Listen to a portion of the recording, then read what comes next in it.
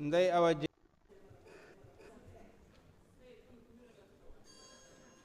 Merci beaucoup, Président. Honorable député,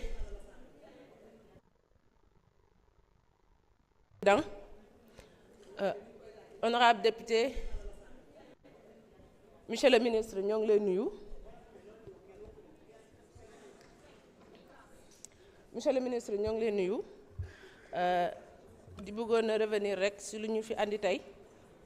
ñu amoon ñetti question nag balaa ñu lay poser suñu question yi. Ñu gis na le secteur de la sécurité privée connaît une expansion significative au Sénégal, portée par la croissance économique, l'urbanisation rapide et les besoins croissants de protection des personnes et des biens. Cependant, ce développement s'accompagne de risques majeurs,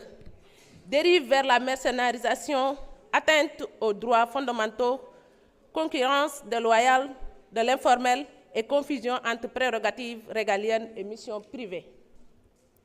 Ce projet de loi constitue une opportunité historique d'établir un cadre juridique moderne, protecteur et conforme aux standards internationaux, notamment les principes directeurs relatifs aux entreprises et aux droits de l'homme des Nations Unies et les lignes directrices de la Conférence des Nations Unies. Ce projet de loi présente une avancée significative dans la structuration d'un secteur, jusqu'alors peu régulé, mais son efficacité dépendra largement de la qualité des décrets d'application et de l'indépendance réelle de l'organe de régulation créé. Monsieur le ministre, suñu première question mi ngi nekk quel diagnostic a été fait de l'état actuel du secteur pour justifier cette nouvelle réglementation? Dispose-t-on des statistiques fiables sur le nombre d'entreprises de sécurité privée opérant actuellement au Sénégal, y compris celles qui seraient informelles? Suñu deuxième question, quelle estimation a été faite de l'impact de ce texte sur l'emploi dans le secteur? Le renforcement de l'encadrement risque-t-il d'éliminer les petites entreprises au profit des grands groupes ou de favoriser l'informel? Suñu ñetteelu question di le texte prévoit-il un registre public des entreprises agréées permettant aux citoyens et aux clients de vérifier la régularité des prestataires? Monsieur le ministre, nga may ñu rek ñu ñëw tuuti ci li xewoon université mu ngi ñuy metti nag dañuy jaale bu baax a baax famille Abdoulaye Ba di ñaan yàlla yërëm ko xare ko aljana, di ñaan monsieur le ministre loolu bu mu amati université ñi teel a intervenir balaa jëyee di am, parce que deewu Abdoulaye Ba bi ku mu naqariwu rek yaakaar naa ne ko sénégalais métti na ñëpp te bëggatuñu ni ñu ko waxee woon madame le ministre Yacine Fall, bëggatuñu politique di rey sénégalais, waxuma laak nag étudiant di wadd bakkanam di wadd ci biir université. Di xamal suñu mbokk yi ne yéen mënu leen a jaxase président Ousmane Sonko ak les étudiants, parce que président Ousmane Sonko dafa def li nga xamante ni moo leen tëwoon ñëw ci école yi jël fa ay élèves ñi dem université mu jëlee leen fa andi leen assemblée nationale ma bokk ci ñoom, te am na ñeneen ñi nga xamante ni man leen na la compter ñi bokk ci ñoom moo xamante ni université leen jëlee andi leen fii assemblée nationale. mënoo leen ko bëgg parce que dafa def lu ngeen mënul. ñi ngi sant nag di gërëm ñëpp di ñaan yàlla loolu bu mu amatiwaat biir université jërë ngeen jëf. Merci. Honorable Anta Dia, vous avez la parole. Rokhaya Ndiaye se prépare.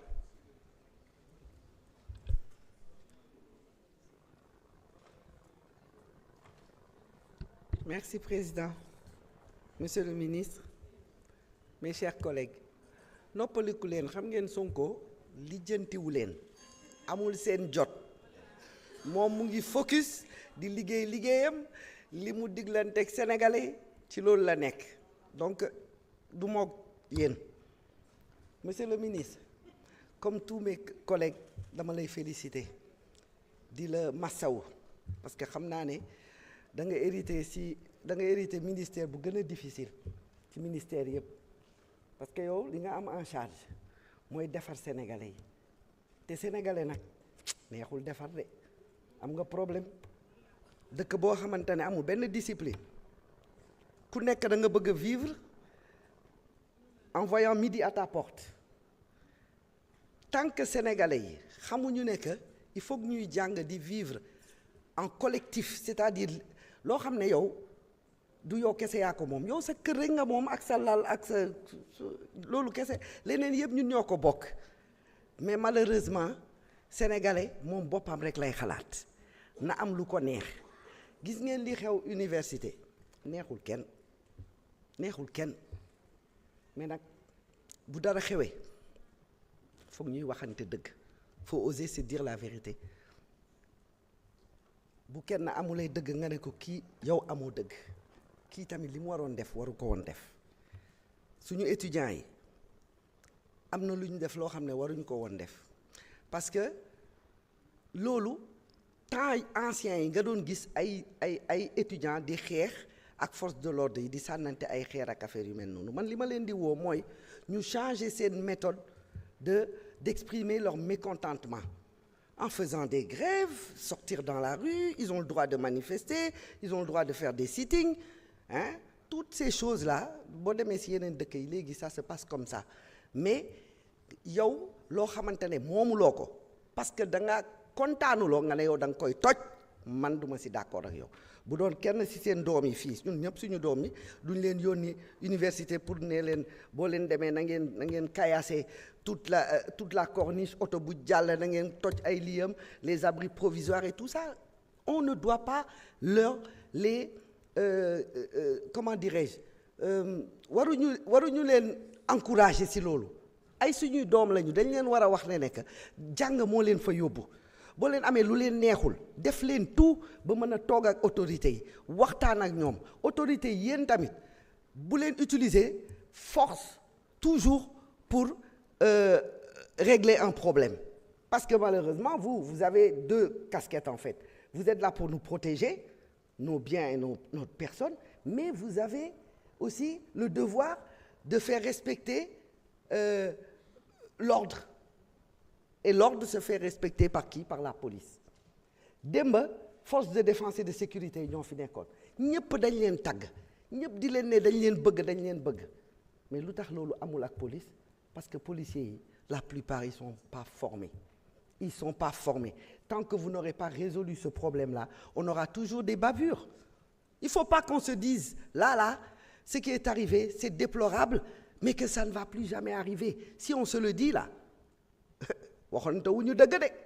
parce que lu mën a am la parce que la gangrène elle est encore là ña fi nekkoon ñoo fi nekk ba léegi les mal formés sont toujours là ce que vous avez fait par contre on est content parce que vous avez sanctionné les chefs et il faut encore sanctionner il faut continuer à sanctionner parce que quand vous les sanctionnez eux quand ils sortent sur le terrain ils vont dire on va dire aux jeunes là bu leen ma indil problème de tenez-vous correctement naraan yi jub mais boo wàccee ay forces de défense et de sécurité ci mbedd bi rek nga bàyyi leen ñu def lu leen neex lii lay jur mais nañ waxante dëgg ñun ñëpp daal ñi nga xamante ne man j'estime que les étudiants à un moment donné ont été trop loin dans la manière dont ils ont manifesté leur mécontentement et les forces de l'ordre n'avaient pas à venir à l'intérieur de l'université jusqu'à ce que qui s'est passé se passe. Donc, je pense qu'il faut s'attaquer aux causes de ce qui est arrivé. Université, drogue ngi fa, arme mu ngi fa, lu ne ngi fa. Il y a des gens qui sont là-bas qui ne sont pas des étudiants. Nañ waxante dëgg. Donc, il faut nettoyer. L'université doit être réformée. Comme beaucoup de choses bu ñu waxante wulee loolu bu ñu fi nekkee parce que y a eu quelque chose qui est arrivé metti nañu ñun ñëpp ñu nekk di nëppal parce que bëgguñu lii ak lii on se trompe faut qu'on se dise les vérités d'un côté comme de l'autre voilà man loolu moom mooy sama xalaat quoi donc depuis di la encourager vraiment di la masawu. Merci beaucoup honorable Rokhaya Ndiaye vous avez la parole. Serigne Abdoul Ahad Ndiaye se prépare.